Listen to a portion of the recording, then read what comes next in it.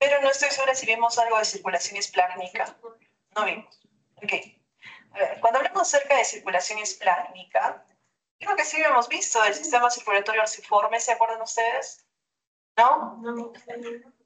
A ver, cuando hablamos acerca de cómo se irriga el sistema digestivo, vamos a hablar acerca de un sistema circulatorio, cómo es que ponen unas pequeñas ramas, por eso se le llama arciforme.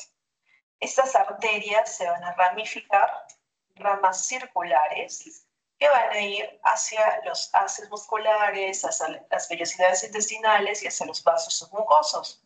Y esto es importante porque yo les comentaba que se hace un cortocircuito, un shunt arteriovenoso, como sucedía, por ejemplo, en el sistema portal, como sucedía, por ejemplo, en la adenohipófisis, donde nosotros tenemos este cortocircuito. Recuerden que también en el pulmón tenemos shunt. Y en la proximidad de los vasos, hasta el 80% del oxígeno no se encuentra disponible para las funciones metabólicas. Con los vasos submucosos, o sea, ¿qué es lo que pasa entonces en las vellosidades intestinales? Recuerden, si no es una sangre rica en oxígeno, estamos pensando que es una sangre en la cual van a haber nutrientes. Y más que tener, por ejemplo, una actividad como la del músculo, que es una actividad metabólica, es una actividad en la cual se van a poder absorber. Por eso es que dice que no está disponible para las funciones metabólicas. En los vasos submucosos vamos a ver funciones tanto secretoras como de absorción. ¿Ok? Entonces, estas ramas circulares van a ayudarnos en esas tres partes. Haces musculares para la contracción, vellosidades intestinales con el cortocircuito, vasos submucosos. Una pregunta clásica de fisiología es, por ejemplo, ¿en qué parte se encuentra el cortocircuito arteriovenoso? Y estamos viendo que es a nivel de las vellosidades intestinales. ¿Ok? Ahora, el flujo sanguíneo, ¿de qué va a depender? Va a depender de la actividad local. O sea, como en cualquier parte de nuestro cuerpo, recuerden, cuando hablábamos acerca del corazón, dependía de la actividad local. Cuando estábamos hablando acerca de riñones, dependía de la actividad local. Esto también depende de la actividad local. Cuando estamos en el proceso de digestión, nosotros vamos a ver, por ejemplo, que se necesita la absorción de nutrientes. Y por tanto, este flujo va a aumentar hasta 8 veces más. También vamos a tener la liberación de vasodilatadores. En la mucosa del tubo digestivo vamos a tener colecistoquinina, péptido intestinal vasoactivo, gastrina y secretina, que van a ayudarnos a vasodilatar. Una pregunta sencilla sería, uno de los siguientes no es un péptido vasodilatador en la mucosa digestiva. Entonces les pueden poner, por ejemplo, aquí, sí, adrenalina o noradrenalina. Y ustedes saben que los siguientes sí son péptidos que vasodilatan. Y las glándulas gastrointestinales, donde nosotros vamos a ver, por ejemplo, quinina y bradiquinina, que se encargan justamente del proceso de vasodilatación. Entonces aquí, sencillo, una pregunta de fisiología que les puede venir, que está relacionada con los neurotransmisores. Esos son liberadores de vasodilatadores. Vemos que, ¿por qué sucede la vasodilatación? Cuando nosotros tenemos disminución de la concentración de oxígeno, localmente lo que va a tratar de hacer nuestro cuerpo es tratar de que venga más sangre y por tanto más oxígeno. Y vamos a tener un aumento del índice metabólico y una liberación de adenosina. ¿Ok? Muy bien. Entonces, además del sistema circulatorio arciforme que tiene arterias y venas, vamos a tener al conducto torácico. El conducto torácico está relacionado con los linfáticos intestinales y estos van a transportar primordialmente grasa. Recuerden eso. Cuando hablamos acerca de linfáticos, estamos hablando acerca de grasa. ¿Ok? Vamos a ver que hacia el hígado vamos a tener el sistema de la vena porta. Y el sistema de la vena porta es probablemente uno de los más importantes. La circulación portal, recuerden que es de alto flujo, pero también es una circulación que nos va a permitir tener funciones adicionales. Entonces, nosotros vamos a tener sinusoides planos y estos van a estar recubiertos por células retículo-endoteliales, donde la sangre va a circular de manera general y no tiene bacterias y sustancias tóxicas, que sí están, por ejemplo, en la luz del intestino. Entonces es una sangre que debe de estar sin bacterias, sin cualquier sustancia que podría ser potencialmente dañina. Entonces, yo creo que desde que están en primero les deben de haber dicho que el hígado es probablemente uno de los órganos más importantes en la detoxificación de nuestro cuerpo. Estamos viendo que no solamente detoxifica de algunas sustancias tóxicas, sino también detoxifica de las bacterias. ¿Listo? Entonces los sinusoides tienen que ser muy, pero muy potentes para que no permitan que esta sangre pase. ¿Listo? Ahora, los hepatocitos van a absorber y van a almacenar temporalmente nutrientes. Y esto es clave para que ustedes entiendan, por ejemplo, enfermedades como el hígado graso, por ejemplo. Es ese almacenamiento que debería ser temporal, en algunos pacientes se vuelve crónico. O sea, crónicamente estamos almacenando estos excesos. Y por tanto, recuerden que muchas veces a estos nutrientes se les da un procesamiento químico intermediario. Pero no solamente a los nutrientes, hay muchos fármacos que cuando pasan por el hígado cambian su estructura. Y a esto les vamos a llamar metabolitos. Entonces, cuando una sustancia, sea un nutriente o sea un fármaco, y pasa por el hígado, va a sufrir metabolismo. Y esto es bien importante, porque, por ejemplo, ustedes van a tener algunos fármacos que cuando vayan hacia el hígado van a tener un metabolismo que va a anular su función o que de repente va a aumentar su función. Entonces, saber qué fármacos pasan por el hígado y se activan o desactivan y qué órganos pasan por el riñón y se activan y se desactivan, va a ser 80% de lo que hagan cuando hagan farmacología. ¿Listo? Entonces, que entiendan bien las funciones que tiene, por ejemplo, el hígado. ¿Ok? Muy bien.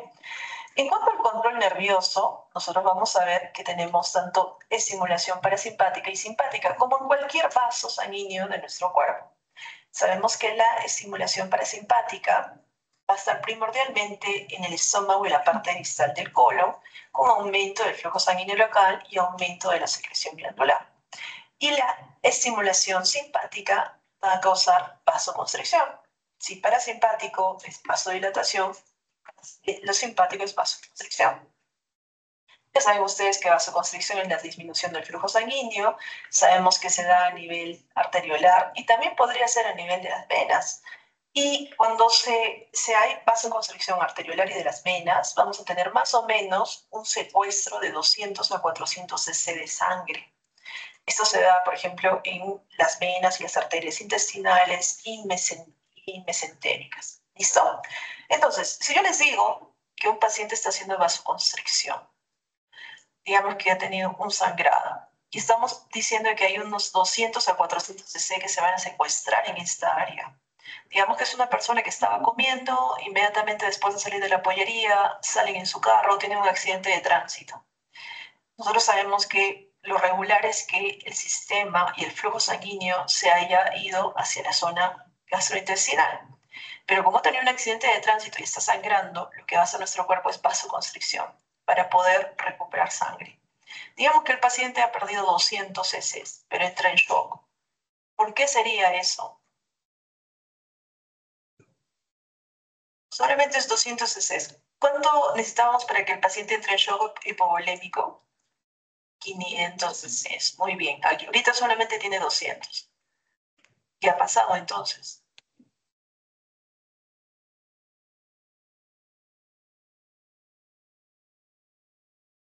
Bien.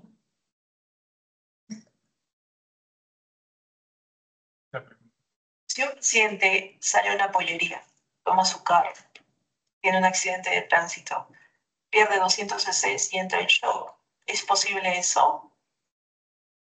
Está en vasoconstricción. ¿Es posible?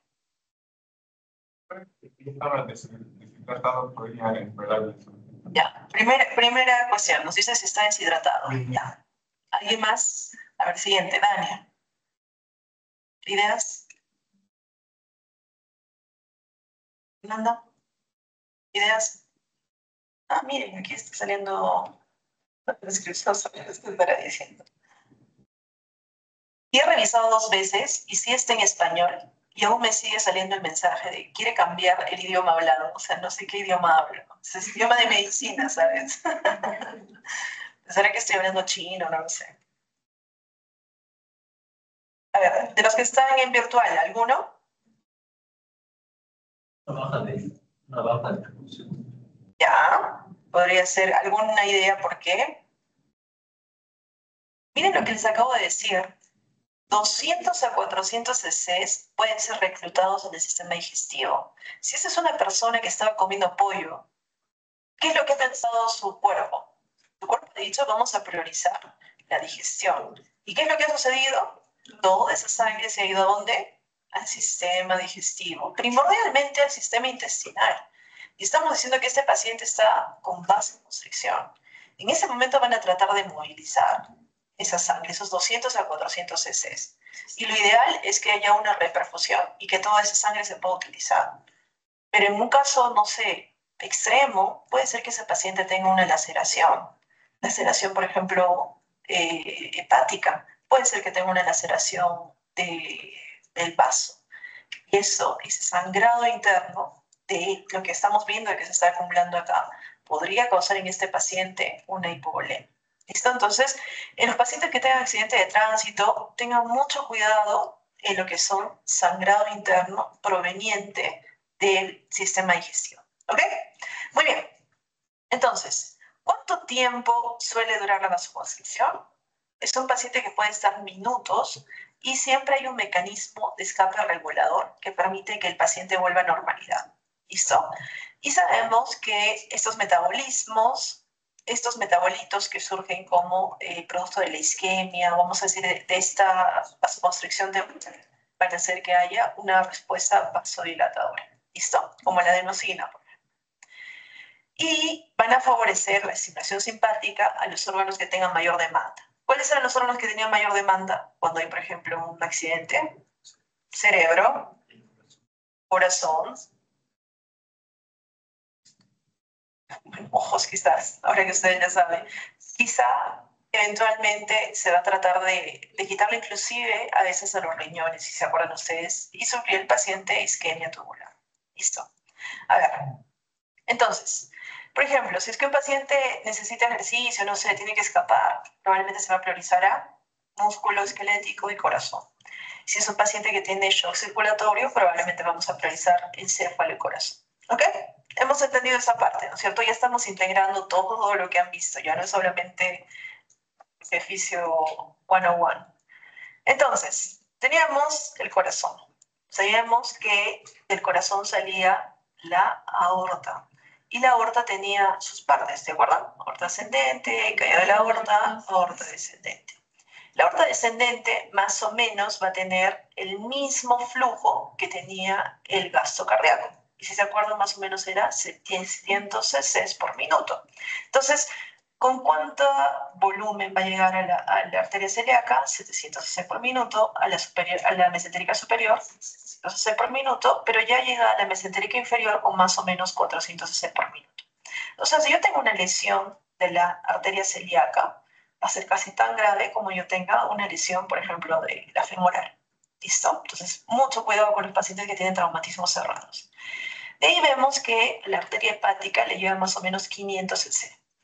Hace unos años, mi hermana me comentaba, ella estaba haciendo su internado, y a veces sucede, uno de los procedimientos más simples probablemente es la colecistectomía. Le sacan la vesícula biliar a un paciente y eventualmente va bastante bien, son entre 15 a 20 minutos, casi no hay complicaciones. En este paciente hubo una laceración de una de las ramas de la arteria hepática. ¿Qué creen que pasó? Shock. Bueno, no llegó a shock, felizmente tenía un equipo pues A1 y como que recontra lo estabilizaron. Y sí tuvo una pequeña insuficiencia renal aguda, pero se superó rápido. Pero en un lugar donde no hubiera un equipo así, probablemente hubiera habido shock, probablemente el paciente estaría en UCI de repente. Porque vemos que el flujo de la arteria hepática es más o menos 500, o sea, medio litro por minuto. Obviamente, cuando ustedes están en sala y tienen uno de estos problemas, un minuto es como lo que sucede en el básquetbol. ¿Han visto? Que un minuto parece eterno. ¿Han visto o no han visto? Sí. Ya, lo mismo en sala. Un minuto parecen 10 horas. Y en ese momento tú haces mil cosas y tratas de ayudar al paciente. Pero si pasara un minuto, este paciente va a pasar medio litro, y recuerden que ese medio litro es suficiente para que el paciente entre en shock. ¿Listo? Entonces, está llegando un montón de sangre al hígado. Vemos que más o menos 200 ml van a llegar al vaso y al estómago. ¿Listo? Entonces ya tenemos una visión clara de cómo se está repartiendo ese flujo.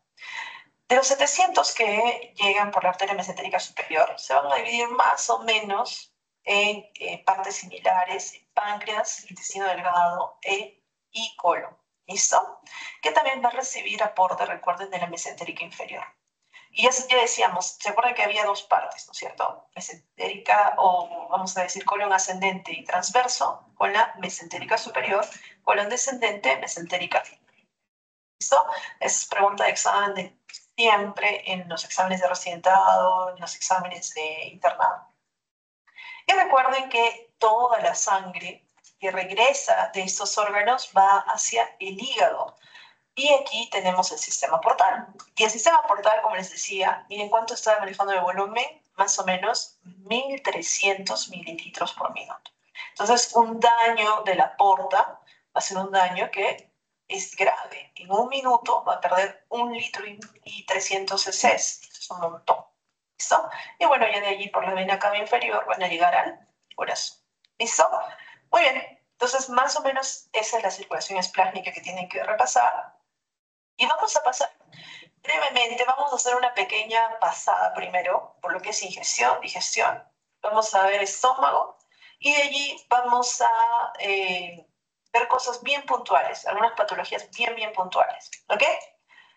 A ver, cuando hablamos acerca de ingestión, estamos hablando de que para que nosotros podamos aprovechar los alimentos necesitamos que sí o sí tengan una secuencia. Y la secuencia generalmente empieza en la boca, pero nosotros no somos patos, ¿no? Tenemos aquí una molleja donde no. Nosotros tenemos dientes y tenemos boca. Por tanto, el proceso de la masticación va a depender de dos circunstancias. La primera son las piezas dentarias y la segunda es el reflejo masticatorio. Cuando hablamos acerca de piezas dentarias, vamos a tener piezas dentarias anteriores y piezas dentarias posteriores. Y yo sé que ustedes no son odontólogos y que de repente no tienen la expertise que tienen ellos, pero sí hay cosas que tienen ustedes que saber. Por ejemplo, que los incisivos tienen una acción clara de corte. Hay personas que los tienen bien filuditos, han visto los incisivos. Hay otros que los tienen medio cuadraditos. Hay gente que le pide, por ejemplo, a los odontólogos, no, hazme un diseño de sonrisa y déjame los cuadraditos. Su acción de corte, no sé cómo estará. Sí, es bastante común, ¿ah? ¿Cuánto es la fuerza de corte? 25 kilogramos. O sea, si es que una persona, ya digamos, dos hombres están peleando, ¿no? Porque no queremos estereotipizar a las mujeres, ¿no? Y le muerden uno al otro. ¿Qué fuerza le está mordiendo? 25 kilogramos. ¿Le puede arrancar la piel? Sí, porque tiene función de corte. ¿Ok? Muy bien. En la zona posterior, ustedes tienen que recordar a los molares. ¿Y cuál era la función de los molares? ¿Ya? Muy bien. ¿Con cuánta fuerza? Sí. ¿Sí? Muy bien. La acción de los molares es una acción trituradora. Y la fuerza, 100 kilogramos. ¿Sabían eso? 100 kilogramos. O sea, si por alguna razón en esta pelea de estos dos hombres, ni siquiera les vamos a poner género ya, de estas dos personas, ¿qué va a suceder si el otro está como diciendo, sí, a ver, guárdamela, sí, me arreglaste, y le mete la mano más al fondo y la otra persona le aprieta? ¿Podría causar una fractura? Probablemente sí, son 100 kilos. 100 kilos sobre su dedito, ¿qué va a pasar? Ok. Aparte de que le causa infección, y ustedes creo que ya le están viendo este microvirus, ¿cierto? Entonces, recuerden, incisivos, fuerza, 25 kilos. Molares, fuerza, 100 kilos. Excelente. Comparte al reflejo masticatorio. Para que nosotros tengamos el reflejo masticatorio, tenemos inervación muscular del quinto par craneal. Y este quinto par nos va a permitir movimientos masticatorios rítmicos. ¿Ok? ¿Qué pasa si esta persona, no sé, decide ponerse Botox? Y por alguna razón le daña el quinto cráneo.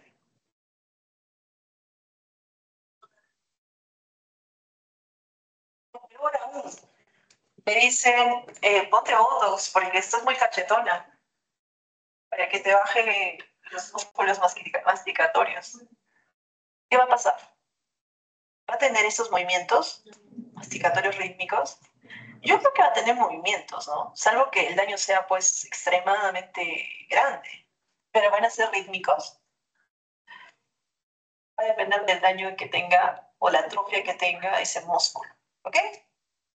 A ver, ¿dónde está el control de reflejo masticatorio?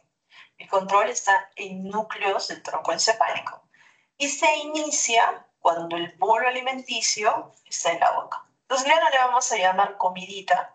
En el momento en que esa comidita se junta con la saliva, le vamos a llamar bolo alimenticio. ¿Listo?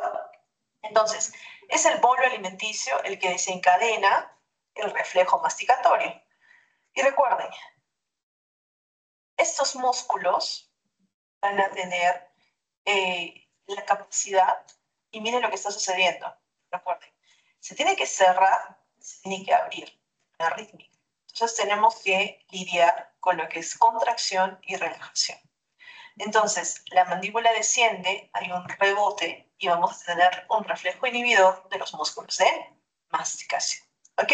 Entonces, arriba, abajo es contracción y relajación. Muy bien. A ver, ¿qué sucede en la trituración? ¿Por qué tenemos trituración? Recuerden que nosotros no solamente comemos, no sé, marshmallows, ¿no? Muchos de ustedes, ¿qué comen? Ah, ¿qué más comen? No, creo que comen huesos o comen huesos. Pues de pollo. Canchita, ¿qué más? ¿Qué has dicho?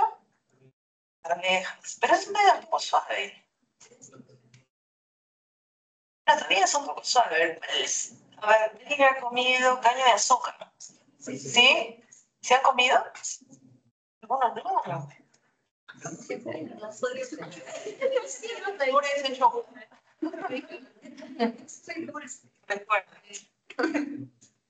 Por ejemplo, nosotros vamos a necesitar esa trituración para romper celulosa, que está en frutas y en verduras y nos va a permitir aprovechar los nutrientes. Y va a evitar algo muy importante. Si es que nosotros nos pasamos estas, vamos a decir, estos elementos que deberían ser triturados, potencialmente podrían causar excoriaciones en la mucosa gástrica. ¿Listo? Entonces, ¿qué pasa, por ejemplo, con ese abuelito que no tiene dientecitos molares ni premolares? Y usted lo obliga, ¿no? Ay, no, yo he visto que tiene que comer verduritas y tienes que comer tal cosa. ¿Qué vas a hacer con ese paciente? Porque les hace caso, ¿no? No, mi nietecito es médico. Me ha dicho que coma. Entonces, intenta comer. ¿Puede triturar? No. Ustedes tampoco creo que le ayuden, ¿no? Supongo con un triturador manual de comida. No creo que ustedes hagan otra cosa. Digamos que no hacen eso. ¿Cuál sería el potencial entonces con ese paciente? Excoriación de la mucosa esofágica y eventualmente mucosa gástrica. ¿Listo? Entonces el paciente puede tener sangrado. Así que tengan mucho cuidado con eso. Ok. Una vez que nosotros ya tenemos el bolo alimenticio, zancadito, o sea, triturado, ¿qué es lo que tenía que suceder? Teníamos que seguir pasando. Y eso se llama deglución. La deglución tiene una fase voluntaria de que yo quiero pasar. Y de ahí tenemos la fase faríngea y la fase esofágica. Obviamente, con cargas fáciles para que les pregunten en su examen. Una de las siguientes no es una fase, por ejemplo, de la deglución. ¿O cuál es una de las características de estas fases? La fase voluntaria se inicia cuando hay una presión de la lengua contra el paladar. ¿Listo? Entonces, recuerden que el bolo alimenticio, primero lo están ustedes movilizando con su mandíbula. Pero eventualmente en eso que sube y baja, el bolo alimenticio va a chocar ¿qué cosa? tu lengua va a chocar contra el paladar, hacia arriba y hacia atrás, y en ese momento va a desplazar el bolo alimenticio hacia la faringe. Y al desplazar el bolo alimenticio, si es que llega el bolo alimenticio hacia la faringe, ya se inicia un proceso automático. O sea, ya no hay vuelta atrás. Podrían tener de repente una hartada de reflejo nauseoso, pero eventualmente, una vez que ya ha pasado a faringe, inicia el proceso automático. ¿Ok? Listo. ¿Cómo es la fase faríngea? La fase faríngea es una fase involuntaria. Y eso es algo que tienen que recordar. Dura menos de 6 segundos. Y el arco reflejo va a transmitir la información desde la faringe a las ramas sensitivas del trigémino y del glosofaringeo. ¿Y qué va a suceder? Lo que vamos a suceder es que el centro de la deglución, tanto del bulbo raquídeo, que va a llegar ahí gracias al tracto solitario y a la zona reticular, y en la protuberancia, en la punta inferior, nos va a permitir que tengamos una respuesta motora. Entonces estamos viendo, llega faringe y tenemos una respuesta sensitiva. Sentimos el bulbo alimenticio en faringe. Y la parte motora, ¿qué hace que faringe y esófago, sobre todo la parte superior, empiece el proceso de movimiento. ¿A través de qué pares craneales? Quinto, noveno, décimo y 12. ¿Listo? Recuerden que esta fase es involuntaria. Y obviamente a través de nervios cervicales. Ahora, entonces, el bolo alimenticio, estamos viendo que se va a relacionar con áreas receptoras de la deglución, en la entrada de la faringe y en los pilares de las amígdalas, que es otro lugar que podría estimular. Y hemos visto que da las contracciones automáticas a los músculos de la faringe. Entonces, ¿cómo sucede esto? La parte blanda, recuerden que nosotros tenemos dos tipos de paladar, el paladar duro y el paladar blando. El paladar blando se eleva y tapa las coanas, o las canas, y previene que el alimento entre a las fosas nasales. Entonces, miren, primer paso, el paladar blando evita que, por ejemplo, no se le salga la leche por la nariz, y ustedes se ríen porque de repente ustedes han visto que a una persona sí se le ha salido. ¿Pero por qué? Porque no ha habido esa parte del paladar blando que ha tapado las coanas. De allí, ¿qué pasa? Los pliegues palatofaringeos se empiezan a aproximar entre sí y forman una hendidura sagital y los alimentos van a pasar por la parte posterior de la faringe. ¿Y por qué hacen eso? Porque van a permitir que solamente pasen los alimentos bien masticados, los alimentos bien triturados. Los demás se van a regresar. Y esto dura menos de un segundo. Las cuerdas vocales se aproximan con los músculos del cuello y se movilizan hacia arriba, impidiendo que el bolo alimenticio llegue hacia la epiglotis. Entonces recuerden, nosotros vamos a tener una epiglotis que cubre la laringe y evita que tengamos, por ejemplo, neumonía por aspiración. Y recordando, ¿dónde se daba con mayor frecuencia la neumonía por aspiración? Pulmón derecho o pulmón izquierdo. Derecho. ¿En qué parte específicamente? Tercio medio y así. Muy bien. ¿Se acuerdan? ¿No es cierto? La anoté. No se acuerdan. ¿Se acuerdan o no se acuerdan? Hay algunos que no se acuerdan. A ver, yo les decía que siempre se acuerden como si es que fuera una pistolita. La pistolita, ¿sí? La colocan en su pecho. ¿Y qué dice? El bronquio derecho es más chiquito, es más gordito y es más horizontal, no, vertical. Mientras que el izquierdo es más larguito, más delgadito, pero horizontal. Entonces, ¿dónde es más sencillo que entre la comida? Derecho. ¿Y a dónde es más sencillo que se vaya? Hacia el lóbulo medio y base. Muy bien. Entonces, ya tenemos que se ha protegido la vía aérea. Y ahora sucede el acceso a la laringe, porque recuerden que es boca, faringe, laringe. En la laringe vemos que se amplía el orificio de entrada del esófago. Recuerden que aquí tenemos un esfínter que se llama el esfínter esofágico superior. Y este esfínter esofágico superior está entre deglución y deglución fuertemente contraído. Pero una vez de que entra la comida a la laringe, va a ayudar a que pase. Pasa la comida y nuevamente se contrae. ¿Y por qué está contraído? Porque impide la entrada de aire al esófago. ¿Qué pasa si yo tengo un paciente que no puede comer? Esto es mayor. Y a este paciente le pongo una sonda nasogástrica. ¿Qué va a pasar con ese paciente? ¿Va a tener esa zona contraída? ¿Cómo va a estar? Permanentemente abierta. Y por tanto, ¿qué va a pasar con el aire? Va a pasar. ¿Va a pasar al esófago? Piensen bien sus respuestas. No, ¿a dónde pasa? El estómago. ¿Y qué va a pasar con el estómago entonces? Va a estar distendido. ¿El paciente va a tener hambre? No va a tener hambre.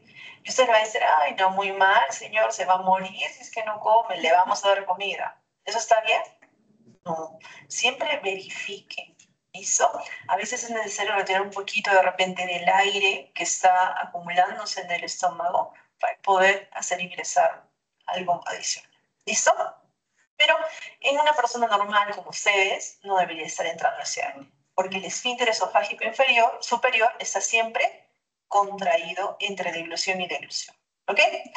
Ahora, hemos visto que la contracción de la musculatura faríngea se da por una onda peristáltica rápida, y esta es la que empuja el bolo alimenticio. ¿Y por qué decimos que empuja? Porque recuerden que tenemos la ley boca-ano, la ley intestinal. Entonces, esto necesariamente tiene que bajar. ¿Ok? Muy bien. ¿Y qué pasa si es que yo tengo un paciente que por alguna razón tiene una desinervación del esófago? Porque es importante que esté inervado, ¿verdad? Porque estamos viendo que necesitamos el reflejo peristáltico. Y el reflejo peristáltico está formado por dos componentes, ¿se acuerdan? Teníamos las ondas lentas y luego teníamos los potenciales en espiga. Entonces, si no hay nervios, si no hay inervación, ¿qué va a suceder? No hay peristalsis y entonces la comida se puede quedar estancada. Entonces, es algo que ustedes tienen que recordar. ¿Qué inhibe la fase faríngea? Tenemos que darnos cuenta que durante la fase faríngea se inhibe al centro respiratorio que está en el bulbo. ¿Por qué? Porque cuando nosotros estamos deglutiendo, no deberíamos de estar con la vía respiratoria abierta. Debería estar la vía respiratoria cerrada. Y por eso es que a veces les dicen, a ver, ¿qué les dicen? Creo que cuando comas no estés hablando, no sé cómo dicen los padres. ¿Por qué? Porque ellos de manera intuitiva saben que si ustedes están utilizando músculos respiratorios, probablemente van a tener una disfunción con una de las funciones bien específicas, que es se cubre la vía respiratoria para evitar que entre comida. ¿Listo? Muy bien. Entonces ya tienen la fase faríngea y ahora pasamos a la fase esofágica. La fase esofágica también es una fase involuntaria. Su función es conducir rápidamente alimentos. ¿De dónde? De la faringe hacia el estómago. Entonces, ¿debería de estar mucho tiempo la comida en el esófago? No, eso debe ser muy rápido. Por tanto, los movimientos peristálticos que van a participar son dos, los movimientos primarios y los movimientos secundarios. Cuando hablamos acerca de los movimientos primarios, son movimientos que se continúan a los movimientos faringios. Más o menos duran de 8 a 10 segundos y algo que es importante es de que cuando una persona está sentada, vamos a tener ayuda de la gravedad y por tanto esto se puede acelerar 5 a 8 segundos. Entonces, ¿conviene que cuando alguien esté comiendo esté echado? No, porque va a hacer que ese movimiento sea menos eficiente que cuando uno está, por ejemplo, sentado. ¿Listo? ¿Cuáles son los movimientos peristálticos secundarios? Se forma si es que el movimiento no logra mover el alimento hacia el estómago y por tanto hace que cuando hay una distensión de las paredes esofágicas, se empiece a dar ese movimiento adicional. Y esto, recuerden que inicia en los circuitos intrínsecos del sistema nervioso mientérico. ¿Por qué es importante? Porque nosotros vamos a tener fibras aferentes vagales que van a ir hacia el pulmón. Y estas fibras van a regresar por fibras eferentes con información motora a través del nervio vago y a través del nervio glosofaríngeo. ¿Listo? Entonces estamos viendo que de manera automática nosotros vamos a tener nuestros movimientos peristálticos primarios. Todos ustedes, cuando comen alguito, deberían de utilizar eso. Pero por allí, digamos que están apurados, quieren venir a la universidad y se meten mucha comida en la boca y la pasan. Eso probablemente va a causar dilatación del esófago. Y al haber dilatación del esófago, ¿van a ser necesarios solamente los movimientos primarios? Quizá no. Y ahí es donde se van a activar los movimientos peristálticos secundarios. ¿Listo? Que nos van a permitir que continúe pasando ese bolo alimenticio. ¿Ok? ¿Han entendido esa parte? ¿Sí? Ya, entonces su comidita, miren, ya está casi terminando de pasar el esófago. ¿Y ahora dónde va a llegar? Va a llegar al estómago. Pero si ustedes recuerdan, el esófago tiene dos esfínteres. El esfínter esofágico superior y el esfínter esofágico inferior. Entonces, tiene que haber una relajación receptiva del estómago. ¿Y cómo se da esa relajación? Se da gracias a las ondas peristálticas primarias. Estas ondas también van a estimular esta zona y van a permitir que el esfínter esofágico inferior se relaje. Y esta relajación hace que las neuronas inhibitorias mientéricas estén atentas y van a preceder justamente a la peristalsis. ¿Listo? Entonces, una vez que ha pasado, tenemos nosotros alimento. El alimento llega a nuestra boca y nuestra boca tiene que ser arrancado y triturado. Se forma el bolo alimenticio. El bolo alimenticio, hasta que pase a la faringe, hasta ahí es voluntario. Si ustedes quieren, pueden estar media hora con el alimento en la boca y no se va a desencadenar nada de esto. Se va a desencadenar salivación probablemente y de repente un poquito de secreción de ácidos grasos. Pero más que lo otro, quizá no. Podría ser, podría ser. ¿Y de allí qué pasa? El bolo alimenticio toca con la parte faríngea y ya iniciamos un proceso involuntario. Y ya tenemos nuestra parte involuntaria, llega al esófago, recuerden que tenemos esfínter esofágico superior, ondas esofágicas primarias, luego, si es que es muy grande el bolo, ondas esofágicas peristálticas secundarias, pero a medida que llegan, ya están llegando a la parte inferior del esófago, vamos a tener una relajación receptiva del estómago y apertura del esfínter esofágico inferior. ¿Listo? Entonces, el esfínter esofágico inferior, llamado también esfínter gastroesofágico, va a tener una contracción tónica de 30 milímetros de mercurio. Miren, yo siempre les digo esto porque nosotros para definir las enfermedades tipo acalasia y todas las demás enfermedades necesitamos valores. Si ustedes no saben los valores, no van a poder saber si una persona está enferma o no. Si por ejemplo yo les digo, yo tengo un paciente que tiene una contracción del esfínter esofágico inferior de 60 milímetros de mercurio. ¿Es sano o no es sano?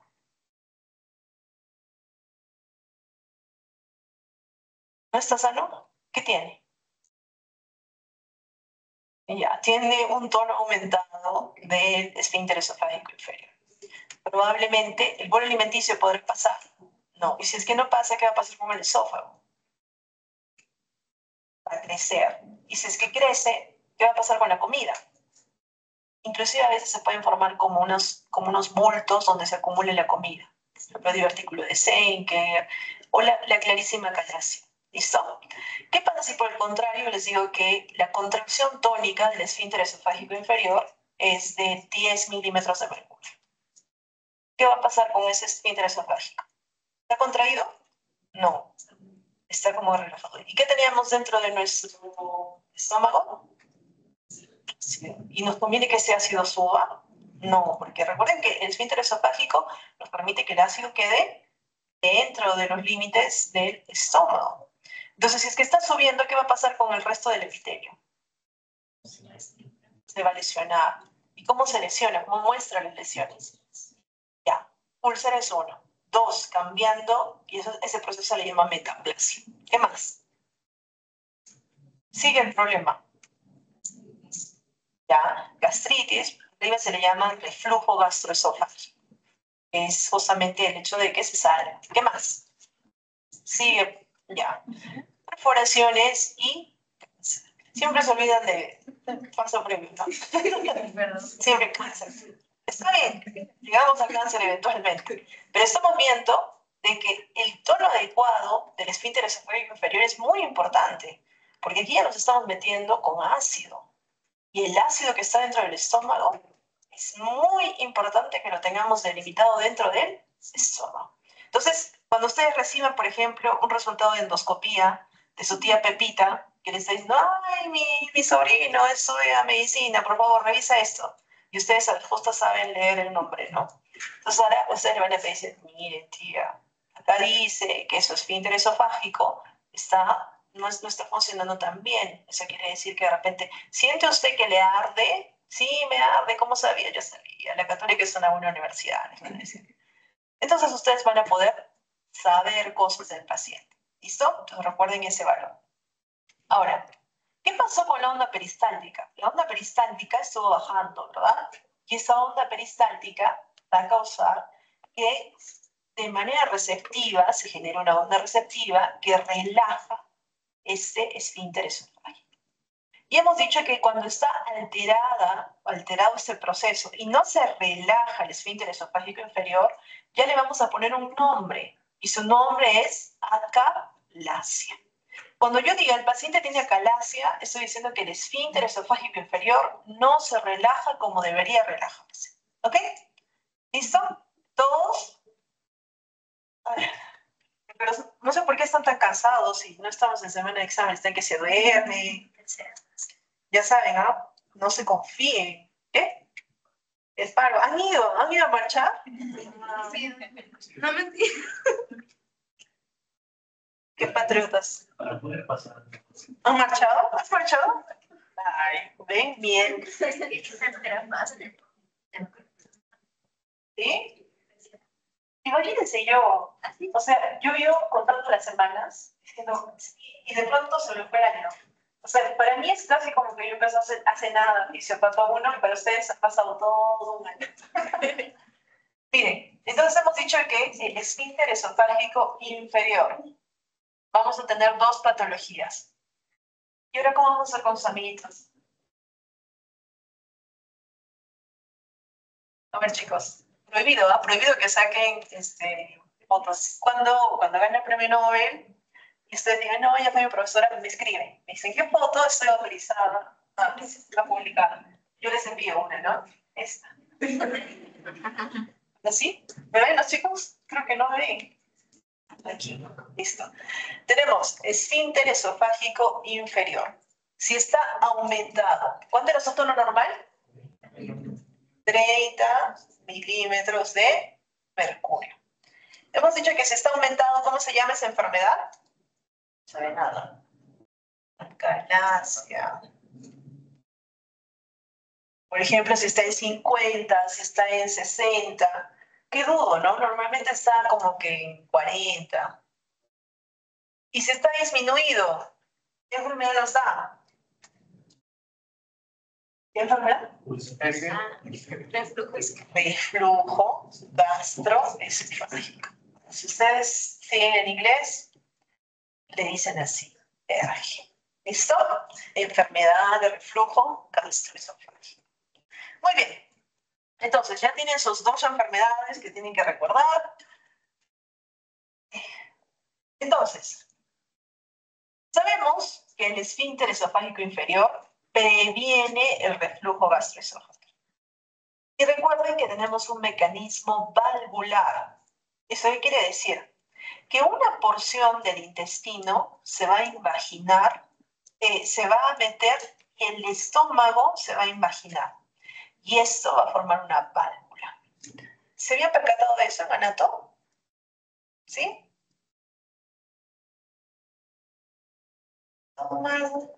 Esfínter esofágico inferior. A ver, vamos a ver qué nos sale. Si nos sale algo. ¿Cómo? Solo dice estómago. Esfínter esofágico inferior.